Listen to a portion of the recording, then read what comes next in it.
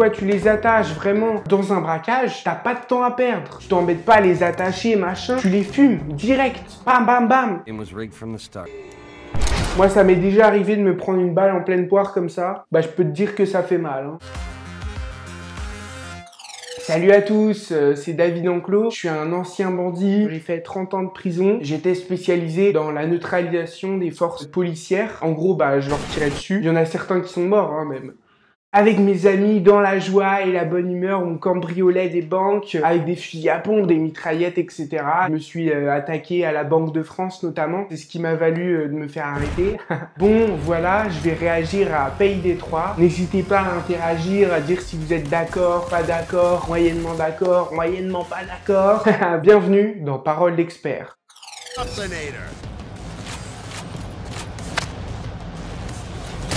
Oh non, non, non! Mais quelle honte! Quelle honte! Oh non, c'est scandaleux! Face à des flics qui ont ce genre de protection, tout le monde sait qu'il faut utiliser des fusils à pompe. Aucun professionnalisme. Pas très réaliste qu'un garde soit endormi comme ça au milieu du chemin. En plus, il est dans une position pas du tout confortable. Moi, j'arriverai jamais à dormir comme ça, hein. Oui, bah pour le coup c'est assez réaliste, hein. Ouvrir un coffre comme ça c'est pas très dur. T'as juste à poser ton oreille sur le coffre et en fait tu peux entendre quand c'est les bons chiffres. Il y a un tuto sur ma chaîne YouTube, Enclos Security. Encore? Mais ils sont vraiment pas pros. La mécanique est pas mal, hein, mais en général une porte comme ça tu t'embêtes pas, tu la défonces pour gagner du temps.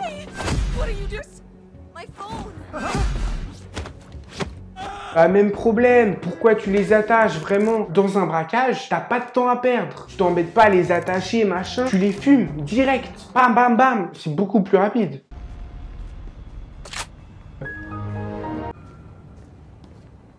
Please, I won't say... Non mais lui, fallait le buter. Encore tout à l'heure, c'était des gens en costard. Peut-être qu'ils avaient des codes ou des trucs comme ça. Frérot, c'est un gars de chantier. Qu'est-ce que tu me baragouines de t'as des codes, machin? Non, comme l'a dit Gandhi, un ennemi mort est un ennemi en moins. Mais c'est pas possible. Non mais encore une fois, les gens ne s'endorment pas au milieu du chemin comme ça. Non mais c'est quoi ça? Encore un ou deux, je veux bien. Mais là c'est carrément une sieste partie. Genre ils s'endorment tous au milieu du couloir, comme ça, les uns sur les autres. C'est n'importe quoi. Pas du tout réaliste ce jeu, pas du tout. À moins qu'il soit mort. Auquel cas ça expliquerait beaucoup de choses. Hein?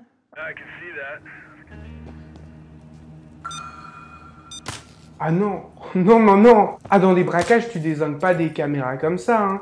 Ça peut se faire, hein, mais c'est vraiment des trucs d'amateurs, quoi. Petit tuto, si vous voulez neutraliser des caméras de surveillance, vous avez 3 options. Première option, mettre de la peinture ou de la laque sur la caméra pour l'aveugler. Comme ça, il pourra pas vous filmer pendant que vous tuez des gens. Deuxième option, vous coupez tous les fils, la télécom, etc. La troisième option, c'est un incontournable du braquage. Vous achetez un brouilleur, tout simplement. Je vous conseille la marque Enclos Sécurité, c'est vraiment génial. Évidemment, on vous encourage pas à faire des braquages de banque, mais si jamais il y a 10% de réduction sur toute la gamme matérielle pour braquage de banque en description. Je trouve ça un peu édulcoré. Pour l'avoir vécu, il y a beaucoup plus de sang quand tu tires sur quelqu'un. Là, c'est le monde des bisounours qui nous montre, hein. Ils veulent être réalistes. Là, ce jeu, c'est Choupi fait un braquage. Enfin, Dumbo braque une banque. Les Teletubbies font un casse. Franklin se sert d'une mitraillette. Non, mais c'est n'importe quoi. Là, c'est une version 8 ans et plus. C'est quoi, ça? Ah, les petits coffres comme ça, c'est ce qu'il y a de plus fun à cambrioler, hein. Il peut y avoir n'importe quoi à l'intérieur. C'est pas forcément de l'argent, hein. Moi, j'ai déjà trouvé des trucs de fou. Une fois, on était à la banque, il y a plein de coffres, et il y en a un plus gros que les autres. Du coup, on se dit, on va l'ouvrir, parce qu'il doit y avoir des trucs de ouf. On sort la disqueuse à métal, etc., tout le matos. On entend un bruit chelou à l'intérieur. On comprend pas, tu vois. On continue.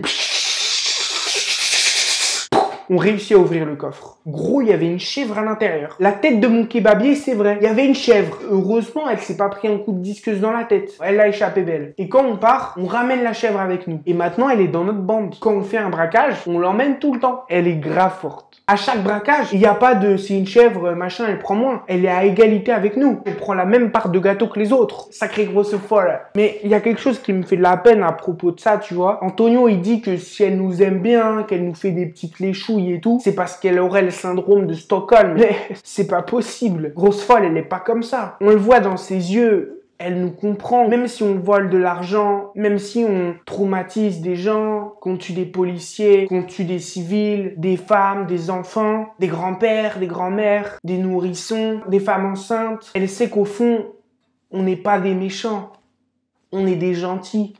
Voilà, c'était PD3. Si vous avez aimé cette vidéo, n'hésitez pas à la partager à vos potes, à nous suivre sur Insta, sur YouTube. C'était Parole d'Expert. Merci à tous.